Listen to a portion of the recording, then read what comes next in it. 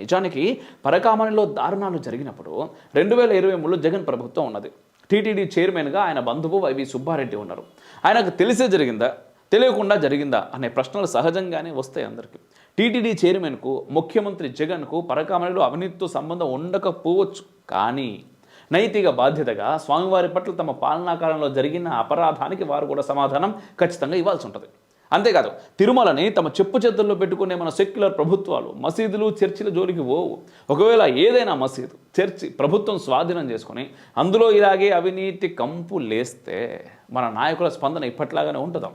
Minority ఓట్ల కోసం అల్లాడే secular నేతలు టీటీడీని పరకామణిని తీసుకున్నంత లైట్గా తీసుకుంటారు.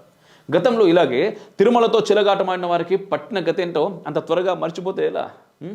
హిందువులు కులపిచ్చితోనో ఉచితాల కోసం ధర్మద్రోహుల్ని అధికారపీఠం ఎక్కిస్తుండవచ్చు, కానీ ఆనంద నిలయంలో నిలబడి ఉన్న అఖిలాండకోటి బ్రహ్మాండ నాయకుడు ఊరుకుంటాడా? ఆయనని రాయి అనుకున్న ప్రతివాడు రాళ్ల మధ్యలోనే సమాధి అయిపోతాడు. ఇది గ్రహించకపోతే పరకామణి దొంగలు వాళ్ళని కాపాడుతున్న వాళ్ళు కూడా ప్రతిఫలం అనుభవించక తప్పదు.